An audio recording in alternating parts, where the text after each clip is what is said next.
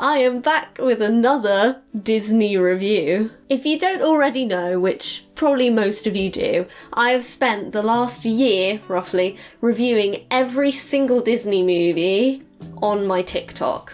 And now, I have caught up with Disney. So to celebrate my final episode until they put out another 100 movies, I am doing a full-length review here on my YouTube channel. So today, we will be talking about the much-discussed 2020 movie, Soul. So when I rate these movies, I use 4 categories and I rate them all out of 10, and then the movie will get a final score out of 40. So my first category is characters. So in this movie, we have 2 main characters, I would say. We've got Joe Gardner and we've got 22. And then in amongst them, we've got this lot, who I will be talking about in a bit. I think Joe works very well as a leading character. He's a great representation of just your standard person. I don't really know how to put that, but he's just normal, and that's what this movie needs. When it comes to 22, I have some issues. They're kind of annoying at times, they can be quite selfish, and I'm not sure how much sense it makes that this unborn soul has so much of a personality. Like, we see this whole sequence in the movie of these unborn souls being given, like, Sims personality traits, right? And then I feel like the point is that they go into the world with those, like, personality traits that they have, and then they live their life and they build on those and they become fully fledged people, you know, like we do. And I know 22 has been in the Great Before for like forever, but I don't see the point in life. It's very dark. I don't see the point in life if you can just become a fully fledged human being in the Great Before. But besides those issues that I have with 22, I think as a pairing, 22 and Joe really complement each other well. I love seeing 22 going through all these new life experiences and finding the beauty in all of it, while you see Joe rushing around trying to get to this point that he's thought of in his head and missing out on all of that. It's a great contrast, so it works really well to bring forward the message that the movie's trying to do. But let's address the Jerrys, and of course Terry. I find them funny, I do. They're there for children's entertainment, so I get it. I find their existence just a bit strange. Like, why do they need this random universe concept thing, whatever Terry is, counting the dead souls? What's the point of that? I enjoy the other side characters, like Joe's mum. I think she's great. Sign Sween Graham Norton. But Pixar has always been so good at characters, and it just doesn't quite hit that same mark in this one. There's something missing. I'm giving characters a 7 out of 10. Okay, category number 2, plot. Let's talk about that because I have thoughts. And while we're here, I do want to mention the fact that this movie is beautiful to look at. The colour palette, the shapes, the texture, the details, like, it's lovely to look at. It really is. But that doesn't make a movie. So here we go. The messages in this movie are beautiful. There are some touching moments, but I think it's poorly executed. I'm sorry. That's how I feel. And I have to talk about Inside Out here because it is a very similar movie. Inside Out built this wonderfully intricate, detailed world of how we come to be who we are. You know, it's easy to follow, and yet they touch on every point perfectly. So it just confuses me that they decided to then make this movie that completely disregards everything they made in Inside Out and says, no, we're going to do it like this instead, and it's going to be way more convoluted and a little bit pretentious. Is that harsh? Probably, but it just upsets me. There's just so much unnecessary information. I feel like I'm being bombarded with new info that I just can't, keep up with. Never mind a child. a child having to watch this movie and try and comprehend it. Like, did we need the personality building stuff when Inside Out did it so well? It actually doesn't get addressed in the movie. In the main plot of the movie, they don't talk about personality traits or anything like that. We don't learn what 22s are. They could have just had these new souls, they have their mentors, and they have to find their spark for life, and then they go out into the world. We didn't need like, oh, you're going to be introverted, or you're going to be insecure. That was a bit strange.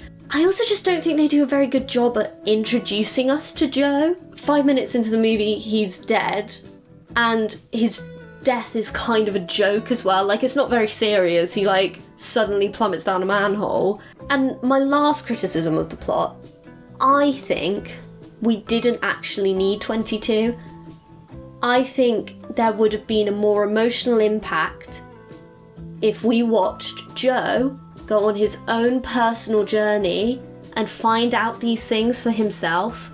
If he found the beauty in life by himself rather than through the eyes of 22, I think that would have helped us as an audience. Now, I'm no story writing expert, I will leave that to Pixar.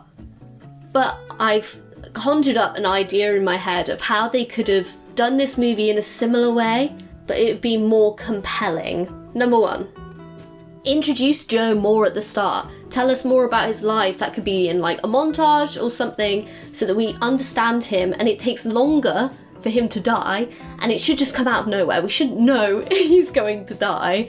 Take some time with Joe, find out who he is, and then he suddenly dies, and then as an audience we care a little bit more that he hasn't got to achieve the things in life that he wanted to, and we are willing him back into the world. I then think, scrap the great before. He goes straight into that hall of his life thing that they do, but by himself. Like, that's the first thing you see after death, like the whole I saw my life flash before my eyes thing. But that's what happens. You die and then you go into your hall of life. You sort of see the montage of it before you, and by himself he looks through it and he thinks, wow, I did nothing with my life, like he does in the movie. And then maybe, I'm not sure about this part, but maybe like he finds a Jerry and he tells Jerry all of this and is like, I need to get back to the world.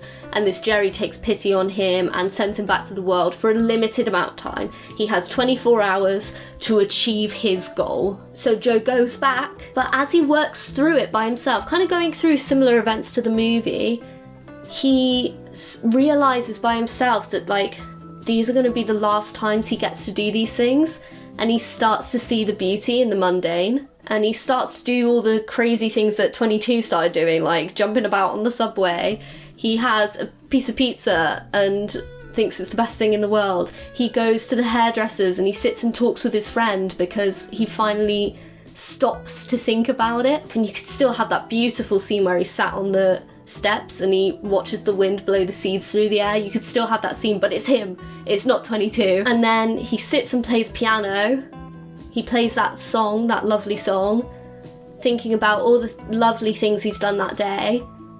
And then he goes back to the great beyond and he dies. So he'd go to the great beyond and he'd go back through his hall of life, and this time nothing's changed, it's still his life, but he looks at it and realises how beautiful it was. It's the same things that he was seeing the first time around when he thought it was meaningless, but this time he realises that it was actually good. I just think that would be a more reflective experience. And I've just spent like ages harping on about how bad the plot was, but it's not a bad plot. It really isn't. It's just, I think it could have really moved me and it didn't. So I'm going to give plot a 6 out of 10. Category 3 is voice acting. I think the voice cast in this movie is great. Do I find 22's voice a bit annoying? Yes. But in the movie, they literally say that that's the point of it, so I can't argue with that, can I? Jamie Foxx, obviously wonderful. The fact that Richard Ayoade and Graham Norton are in it absolutely cracks me up, but I love it. The real star of the show, Rachel House. I cannot wrap my head around the fact that she is the voice of Terry. I have listened to them side by side, and it doesn't compute. I love it. Hats off to her. Voice acting is a 10 out of 10. And finally, let's just talk about the music. I mean, it's jazz, so we know it's great. I would listen to the soundtrack by itself, easily have it on in the background while I'm working. And I like how they have jazz pieces that the characters play, but also ones that accompany the story. It's a good way of tying it all together. However, in terms of the movie itself, I just think it's missing a musical motif. And I think that's another area where they could have really hit us with that emotion. That piece that he plays on the piano, I think it's called Epiphany. Listen to it by itself, it is beautiful. If that was featured throughout the movie, like they do in Up, Coco, WALL-E, most Pixar movies, you know, that's a very common thing that they do in Pixar, to really just punch us in the gut. And they don't do it here. I just think if that music had been reoccurring throughout the movie and then he sat down at the piano and played it, it just would have probably made me sob. So because of that, Songs is an 8.5 out of 10. Which means Soul scores a very respectable 31.5 out of 40, which puts it here on my leaderboard, but I don't know where that is because I haven't looked. I should do that. Look, I know it's everyone's new favourite Pixar movie, so I'm sorry for dragging it. But, you know, it's a good movie. It's just not my favourite. Thank you, as always, for the ridiculous amount of support I get on my content on TikTok and starting to get on here as well. Thank you for watching these videos. If you don't follow me on TikTok, which I presume you will do, it is at KTHP Theatre. And I know what you're thinking, why would I follow you now when you're done with the series? The series is not over, I promise you. I've got so many exciting things planned. There are so many movies I skipped because they didn't quite match the criteria that I will do random videos on every now and then. I'm going to do some new rating series, keep an eye out for that. And I have some very exciting live streams planned, a little bit of a sneak peek there. If you enjoyed this review, I have more time on my hands now that I don't have to watch Disney movies daily, so let me know if there is another movie you would like me to do a full review on, and I might do it. Maybe. We'll see. See ya.